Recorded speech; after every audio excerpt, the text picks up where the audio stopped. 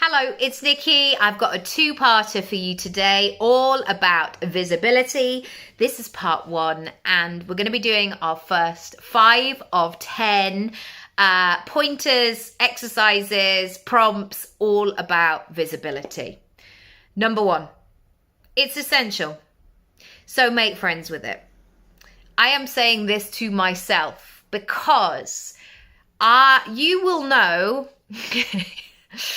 Bit honest here, you will know when I'm not having a great time or I'm feeling a bit tired and emotional because you won't see me. My introverted self goes, come on, let's get under the duvet. Let's not go into those internet lands today. No.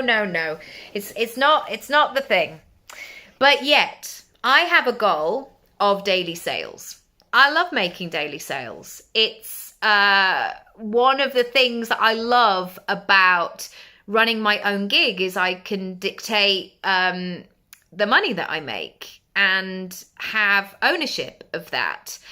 And that is mega. That was really just something a moment then. That was really landing for me then. That is a mega thing. That possibility, that opportunity. And so knowing that visibility is not an option, it's just kind of taken out all of the complications.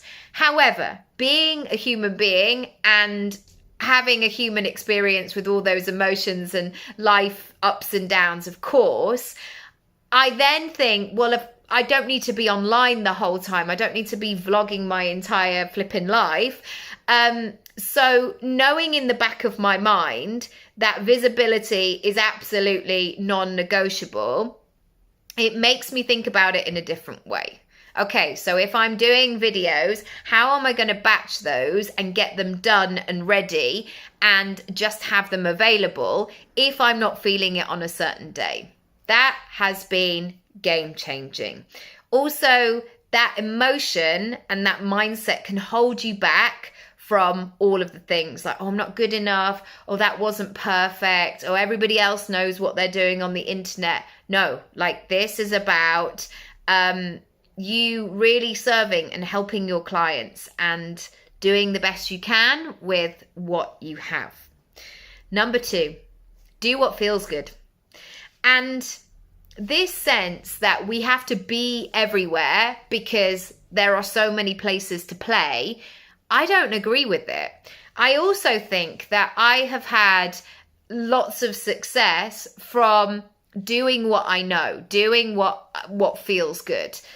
And I remember when the first round of reels came out on Instagram and everyone was like pointing to things. And I just instinctively had a feeling like, I don't think pointing is going to be for me. I don't think I'm going to be able to put the text, maybe a limiting belief. Don't feel like I'm going to put the text in the right place, and I think I'm going to get annoyed with it. So instead, I know that I can just talk to a camera in this way. So I'm going to do that, and I'm going to do more of that. And this sense of people talking about moving outside of your comfort zone the whole time, you don't have to do that. What I have found is the hardest bit is consistency. So do what feels good and then find a process that feels good so you do more of it. Yes. Number 3, know who you are talking to and why you are talking to them. So every piece of content, every time you show up, every time you go on the internet, you can spend some time, or I urge you to spend some time in advance saying, why am I here? What am I doing? What is my intention? As the great Oprah Winfrey says, what's the purpose of this? Because if we're not strategic, or if we're not deliberate, or we're not thoughtful or considered about these things, we can end up just like working hard all the time. And there are some things that you absolutely don't need to share on Instagram. And equally, there are some things that you absolutely should and will change your business, but yet you're not doing it. The second part to that is know who you are talking to. And not just, oh, I work with people called Janet who are between 30 and 40 and are accountants. What's the situation? What's going on for Janet? Where does she need help? What is the solution that you're going to provide Janet? How are you going to knock Janet's socks off? Big questions, big questions. Number 4, your USP. Now, this is tricky sometimes because our mind wants to say like, oh no, but there's nothing special about me. Like, you know, I'm just another social media manager or whatever. No, this is like your pal Nicky talking to you. No, there are special things about you, and the way that you do X, Y, and Z is unique, and you do have flavors that people need to know about. And it doesn't have to be complicated. Look at what you're already doing. Look at what works. And I talk about the red dressing gown days because there were many days, months, weeks, years of the red dressing gown days. And this was when I was at home with my children and I wasn't going to Bali or to retreats or masterminds or any fancy London hotels. I was at home. And I learned how to, because invariably I would be in my red dressing gown, like feeding my baby or trying to get my baby to sleep, or, oh no, they've woken up again. And sitting on my sofa in my red dressing gown was something that I could do. So I did it.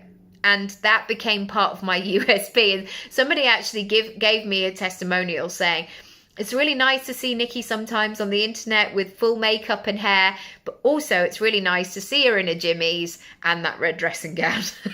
And it was a moment where I was like, okay, I need to start getting dressed more on the internet. Number 5, build your portfolio.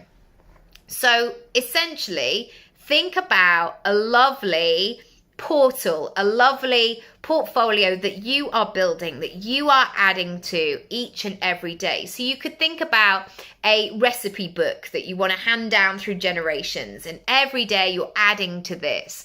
Or maybe you're adding to a collection, or if you're an artist, you're adding more and more work to the work that you have available to sell.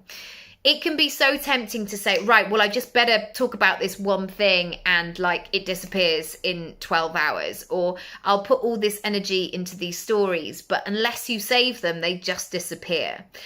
This has been a really great use of my visibility because it makes me, I guess, create content that's going to be useful. I'm actively growing my YouTube channel at the moment, and I notice that people watch something and then they go back and watch something else, and then they add this, and then they see another video because then the algorithm gives them something else. And when I go back to those pillars of what I'm building in terms of that portfolio, it's great, and it takes the pressure off, but also it makes me know that it's kind of worth it. It's worth my time, because it's almost like planting a seed every time and you're never quite sure when it's going to sprout. If you want help with your content, if you want help with your visibility, go to nickyraby.com/online and I can help you there. There's loads and loads of resources and different ways and different price points that I can help you with, but do something today. Know that visibility is going to be here to stay, especially if you're a personal brand, especially if you're a portfolio career. I remember saying very early on in my career to a friend, well, I better get on with it in terms of my acting, because Steven Spielberg doesn't know my landline number. And again, that's an indication of how old I am, because I had a landline, but also I had that dawning. Nobody cares about your career as much as you do. Nobody cares about your goals as much as you do.